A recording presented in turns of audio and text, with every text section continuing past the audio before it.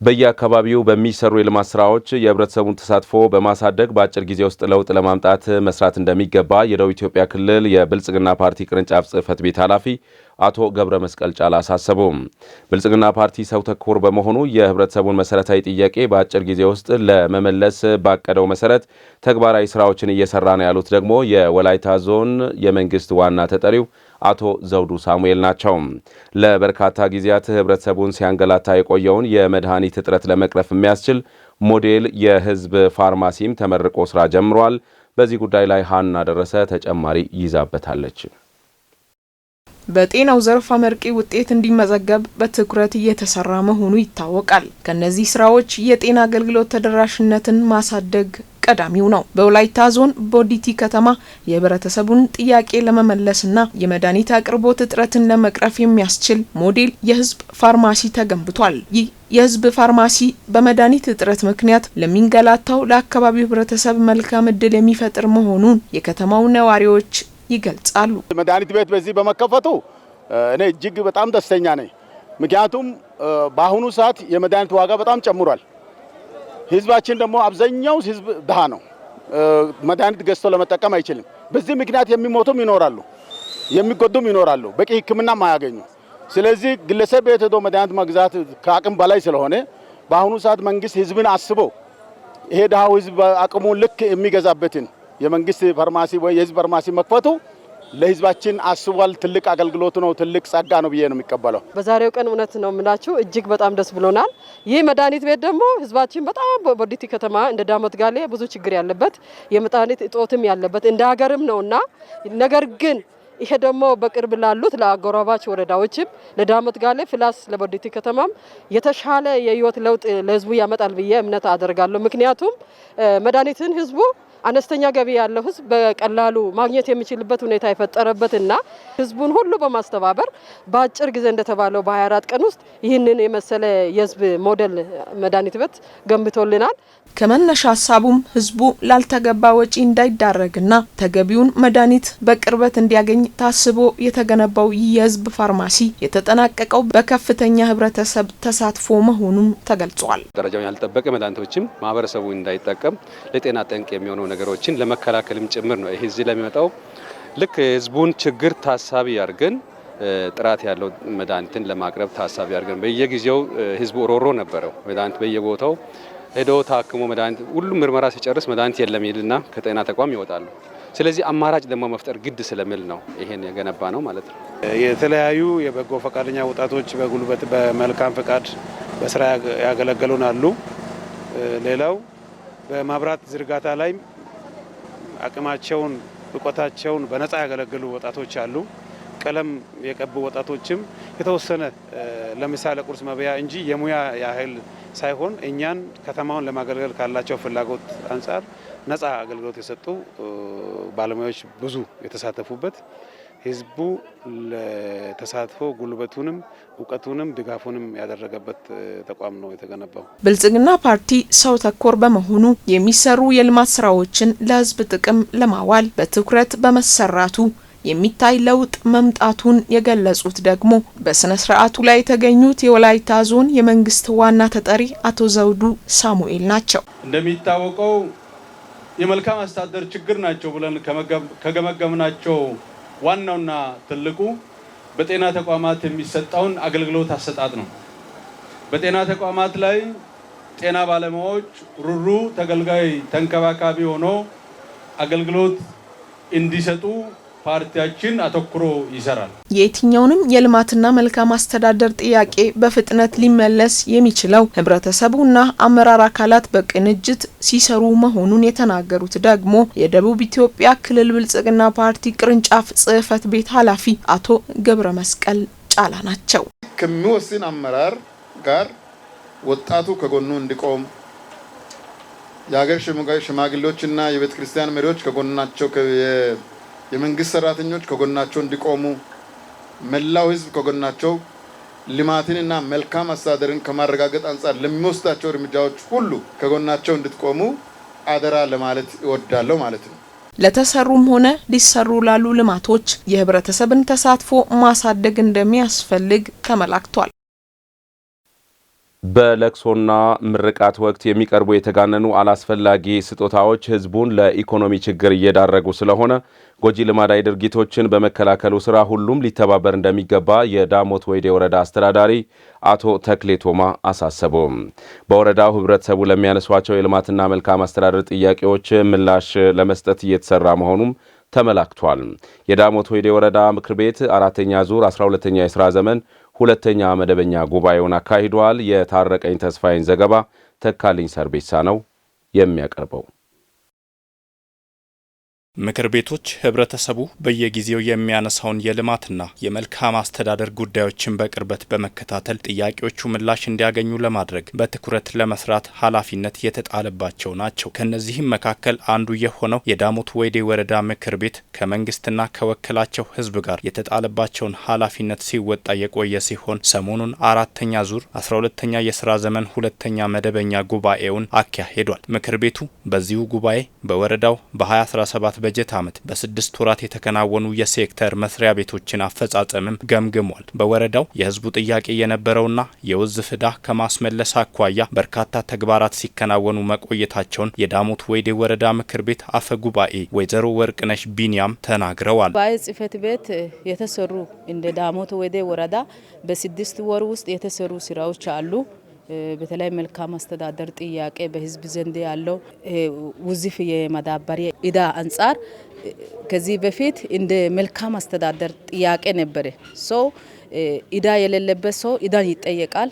ከዛ በኋላ ብዙ የመልካም አስተዳደር ጥያቄዎች ጩኸቶች ነበሩና እስከ ቀበሌ ድረስ ጥያቄውን አዘጋጅተን ጠይቀን ህዝብ ምን ይላል የህዝብ ጩኸት ምንድነው በዚህ ዙሪያ በሚለው ላይ ህብረት ስራ ጽህፈት ቤት ሰነድ እንዲያዘጋጁ ነግረን ከነሱ ጋር አንድ ሆነን መድረክ ፈጥረናል።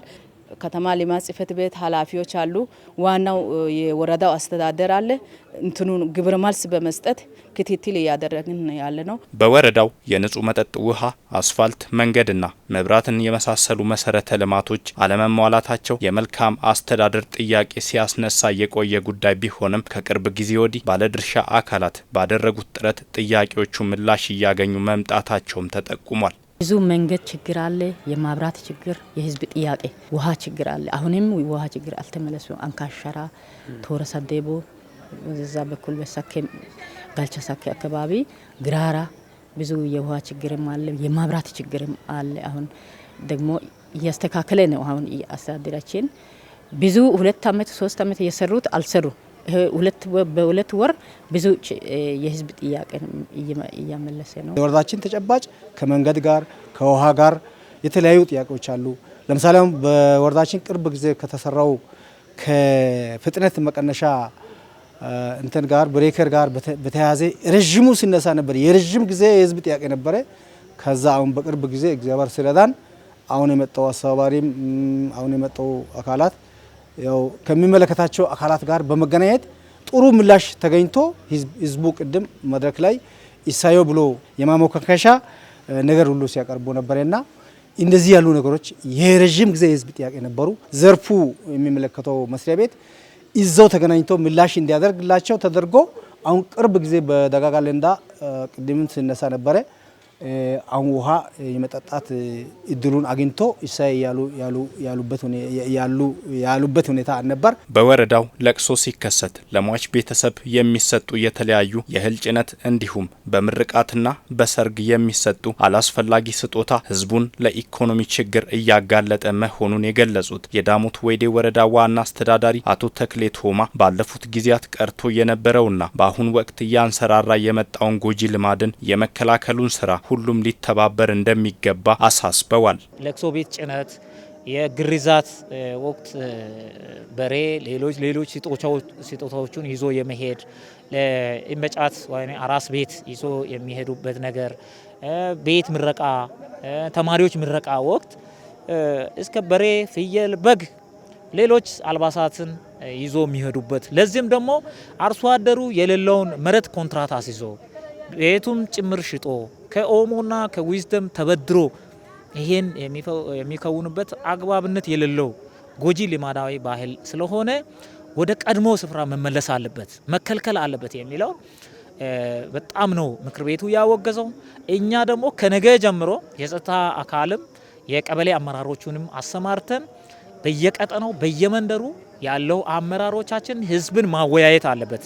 አንድ ሳምንት ህዝብን የማወያየት ስራ የማሳፈት ግንዛቤ የማስጨበጥ የማስተማር ስራ እንሰራለን። ከዛ በኋላ እርምጃ ውሰዱ በሚል ነው ምክር ቤቱ የወሰነው ያጸደቀው። የፍትህ ተደራሽነትን ለመሸፈን ልዩ ትኩረት በመስጠት እንደሚሰራ የጠቆሙት ዋና አስተዳዳሪው ፍትህን በማጉደል ህብረተሰቡን የሚያውኩ አካላት ላይ የተጀመረው ህጋዊ እርምጃ ተጠናክሮ እንደሚቀጥል ገልጸዋል። የወረዳው ምክር ቤት ጉባኤ ወደ በዴሳ ከተማ አስተዳደር የተካለሉ 6 ቀበሌያትንና የወረዳው ሴክተር መስሪያ ቤቶችን እንዲመሩ ኃላፊነት የተሰጣቸው አመራሮችን ሹመት በማጽደቅ ተጠናቋል። በተለያዩ የሙያ ዘርፎች በማህበር ተደራጅተው በገቡበት የስራ ዘርፍ ውጤታማ መሆናቸውን በወላይታ ዞን የዳሞት ፑላሳ ወረዳ ወጣቶች ተናገሩ። ምርታቸውን በወቅቱ ለገበያ አውጥተው እንዳይሸጡ እንቅፋት የሆነው የገበያ ትስስር ችግር እንዲቀረፍላቸውም ወጣቶቹ ጠይቀዋል። ከዶሮ እርባታ ማህበራት የሚነሱ የገበያ ትስስር ጥያቄዎችን ለመመለስና የዶሮ መንደሮችን ለመፍጠር እየተሰራ መሆኑን ደግሞ የተናገረው የወረዳው አስተዳደር ነው። ሂሩት የምሩ ተጨማሪ ይዛበታለች። ወጣቶች ከመንግስት ስራ ተቀጣሪነት ስሜት በመውጣት የራሳቸውን ስራ መፍጠር እንዲችሉና በኢንተርፕራይዝ በማህበር በመደራጀት ውጤታማ ሲሆኑ ይስተዋላል። ለዚህ ደግሞ ዋቢነት በወላይታ ዞን በዳሞት ፑላሳ ወረዳ በኢንተርፕራይዝ በማህበር ተደራጅተው በተለያየ የሙያ ዘርፎች በመሰማራት ውጤታማ ሆነዋል። ያው ካፒታላችን 100,000 ብር ብቻ ነው እኛ የጀመርነው። ከዛ በኋላ ያው እያደገን አሁን ወደ 3 ሚሊዮን ወደ 4 ሚሊዮን አካባቢ ደርሰናል። ጥሩ ስራ እየሰራን ነው ያለነው። ከጀመረን እንግዲህ በትንሹ በ20,000 ብር ነው የጀመርነው 5 ሆነን አሁን እንግዲህ ራሳችንን ችለን እያንዳንዱ ማሽን ገዝተን የራሳችን ግል መኖሪያ ሰርተን ለራሳችን የሚሆን እንግዲህ ለህፃናትን ለትምህርት መብቂያ ሁሉም ቦታ እንግዲህ ደርሰን ራሳችን ችለን ነው የምንኖረው። ከ120% የኛ ቆጠባ ነው። 80% የመንግስት ብድር ወስደን ስራ ላይ ገብተናል። አሁን የብድር እዳ እየመላለሰ አሁን ስራ እየሰራ ነው። የወረዳው አስተዳደርም ሆነ ያደራጁ አካል ድጋፎቹ እንደነበሩ የሚናገረው ወጣት አሸናፊ ኤልያስ የጫጩት ዶሮ ገበያ ትስስር ባለመኖሩ በተደጋጋሚ ለኪሳራ እንደሚዳረግ በመግለጽ መንግስት የገበያ ትስስር ላይ መላ ቢፈጥር ሲል ተናግሯል። ትንሽ የገበያ ችግር አለ። ገበያ ችግር ያው የገበያ ችግርና የኢትዮ ቺክን ጫጩት የሚላከው ገንዘብ አንድ አይደለም። አንድ ጫጩት ኢትዮ ቺክን 170 ብር ነው የሚያመጣው።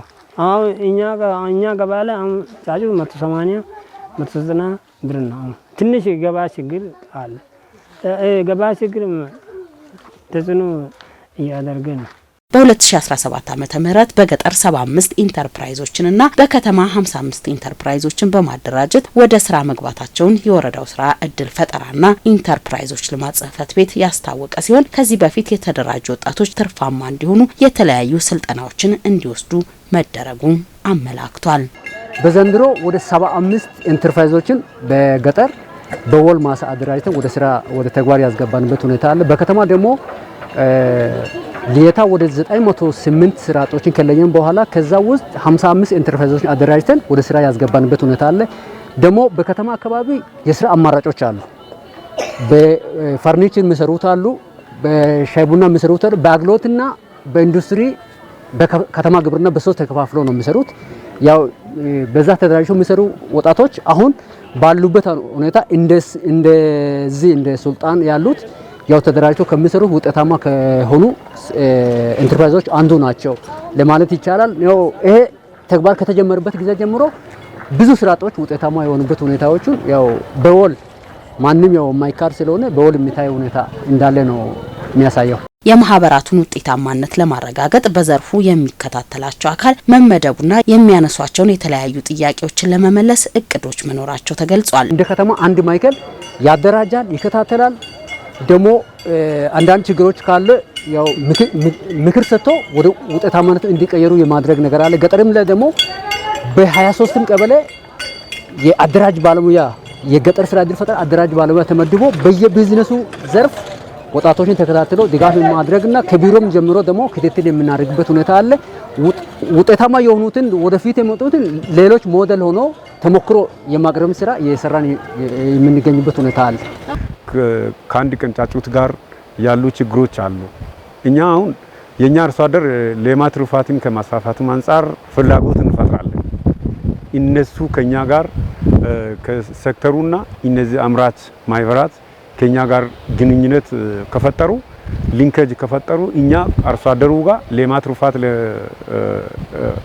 መንደሮችን ለመፍጠር የዶሮ መንደሮችን ለመፍጠር አቅደን እየሰራን ያለንበት ሁኔታ ስላለ ለአርሶ አደሩ በፍላጎቱ መሰረት ማሰራጨት እንችላለን። ይሄንን እየተነጋገረን እየሄድን ያለንበት ሁኔታ በፊት እንደዚህ እነሱ ዶሮን አምጥቶ ያሳድጋሉ። ከ45 ቀን በኋላ ለአርሶ አደሩ ግብርና ጽሕፈት ቤት ከቀበሌ ካሉ ባለሙያዎች ጋር ሊንኬጅ በመፍጠር እነሱ ደግሞ አርሶ አደሩ ጋር ፍላጎት ይፈጥራሉ። የማከፋፈል ስራዎች ሲንሰራ ቆይተናል። ይሄ አሁን የቀነሰበት ሁኔታ ነው የነበረውና ይሄንን እንደገና በማሳደስ ይሄንን ገበያ ትስስሩን ለመፍጠር እየተነጋገርን ያለንበት ሁኔታ ነው ያለው። ወጣቱ ስራ ፈላጊ ከመሆን ይልቅ በአካባቢው የሚገኘውን የተፈጥሮ ጸጋን በመጠቀም ስራ መፍጠርና ከተረጅነት መላቀቅ እንደሚገባም ተጠቁሟል።